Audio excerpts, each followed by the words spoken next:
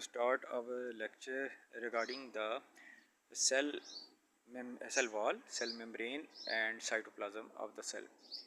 जैसे कि we were discussing कि animal or plant cell consist of numerous organelles and structures, और जिससे मिलके वो जो है फंक्शनली एक यूनिट के तौर पे, एक फैक्ट्री के तौर पे काम करता है और डिफरेंट चीज़ें बनाता है और लाइफ की एक्टिविटीज़ में पार्टिसिपेट करता है। तो सबसे पहले अगर देखें प्लांट सेल्स और एल्गी के सेल के अंदर और फंजाई के सेल के अंदर और बैक्टीरिया के सेल के अंदर, the outermost covering in the cell is cell wall.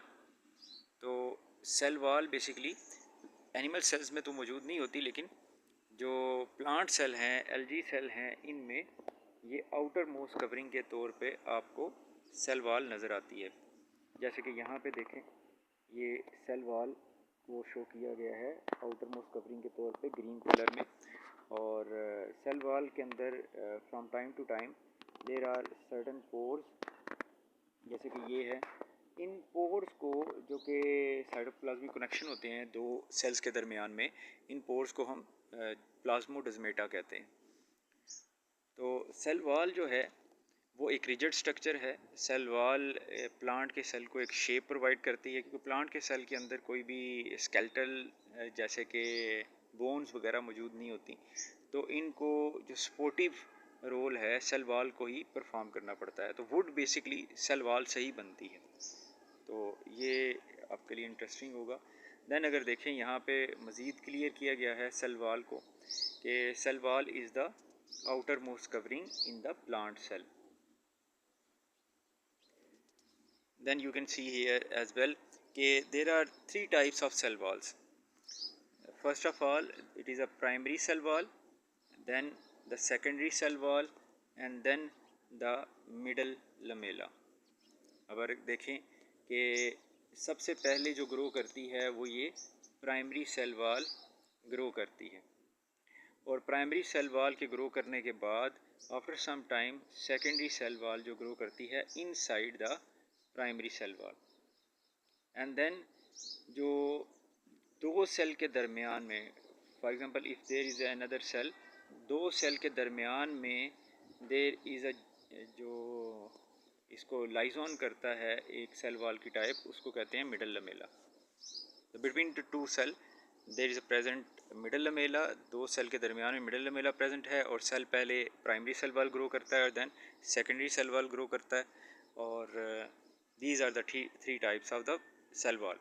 Cell wall basically compose होती है प्लांट की सेलुलोज से,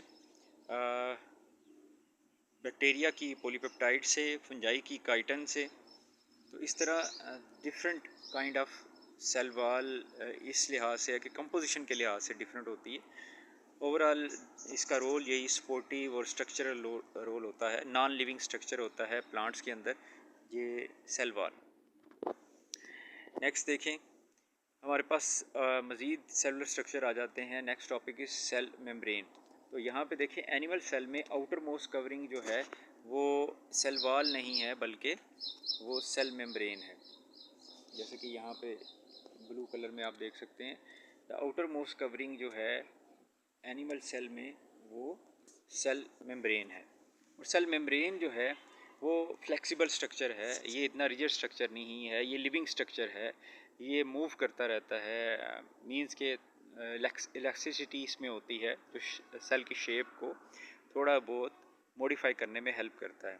और यही elasticity of the cell membrane जो है, सेल मेम्ब्रेन बेसिकली वो कई सेल्स को डिफरेंट फंक्शन परफॉर्म करने में हेल्प आउट करती है। फॉर एग्जांपल, अगर वाइट ब्लड सेल है, उन्होंने किसी नैरो पैसेज से जाना है, तो वो अपने आप को फ्लेक्स करते हैं, तो वो flexing movement of the white blood cell वो सेल मेम्ब्रेन की इलास्टिसिटी की वजह से होती है।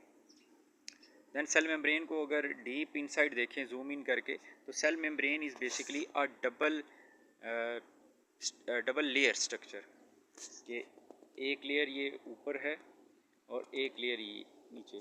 तो इस डबल लेयर स्ट्रक्चर को हम कहते हैं फास्फोलिपिड की ये बनी होती है। तो फास्फोलिपिड बाई लेयर स्ट्रक्चर है सेल मेम्ब्रेन।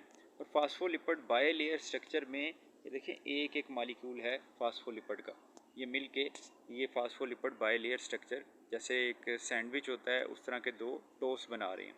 अब इन सैंडविचेस जो है, जो टोस्ट हैं, इनके ऊपर from time to time protein के मालिक्यूल प्रेजेंट हैं, वो डिफरेंट फंक्शन परफॉर्म करते हैं सेल मेम्ब्रेन के ऊपर, जस्ट लाइक द चैनल्स या रास्तों के तौर पे।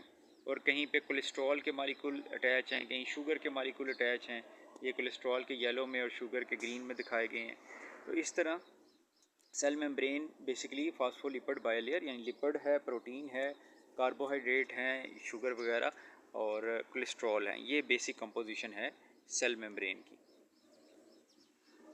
दैन मज़ीद आगे देखें तो सेल मेम्ब्रेन को अगर 2 डायमेंशनल स्ट्रक्चर में हम इसको मज़ीद दोबारा रिवाइज़ करें तो सेल मेम्ब्रेन बेसिकली हमारे पास एक डबल लेयर स्ट्रक्चर है, एक अपर लेयर एंड एक लोअर लेयर।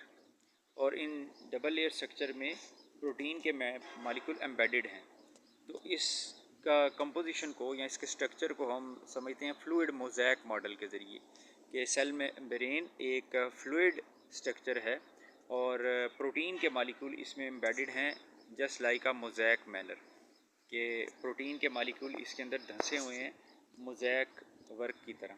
तो इस स्ट्रक्चर को फ्लूइड मोज़ैक मॉडल भी कहते हैं।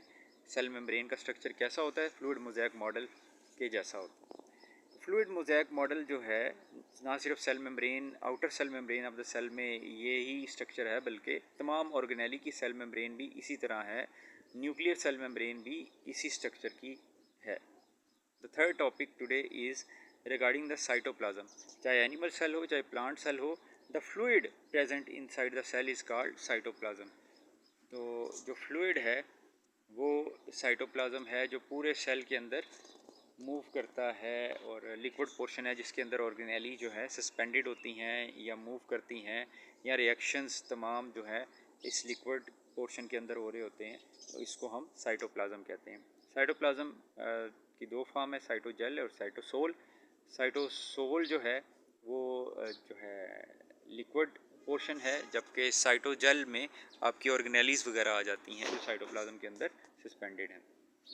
इसी तरह देखें कि एनिमल सेल के अंदर भी साइटोप्लाज्म आपको नज़र आ रही है, प्लांट सेल के अंदर भी, और बैक्टीरिया, प्रोकैरियोट्स जिसमें न्यूक्लियस नहीं होता उनमें भी साइटोप्लाज्म है। यानी कि ओवरऑल तमाम लिविंग ऑर्गेनिज्म के अंदर साइटोप्लाज्म एक बेसिक कंपोनेंट है, लिक्विड पोर्शन है। इसमें मेजॉरिटी इसमें वाटर है, देन इसमें प्रोटीन्स भी हैं, एंजाइम भी हैं, हार्मोन्स भी हैं, ऑर्गेनेली भी सस्पेंडेड हैं, वेस्ट भी हैं और यूज़फुल मॉलिक्यूल्स भी हैं। सारा कुछ जो है साइटोप्लाज्म के अंदर मिक्स होता है और यहाँ पे रिएक्शंस हो रहे होते हैं, मेटाबॉलिज्म हो रहा होता है सेल का। ये मज़ीद वाज़ेह करने के लिए, ये cytoplasm liquid portion in the cell. So this was today's lecture regarding the cell membrane, cell wall, its types और सेल की साइटोप्लाज्म। इसको अच्छे से रिवाइज़ कीजिएगा, सेकंड रिवीजन है। और अपने नोट्स बनाना स्टार्ट करें नेट से या बुक से, जिस तरह भी जितने टॉपिक्स के जितने हेडिंग्स के आप नोट्स बनाएंगे वो आपके लिए फ्यूचर में उतना बेहतर होगा।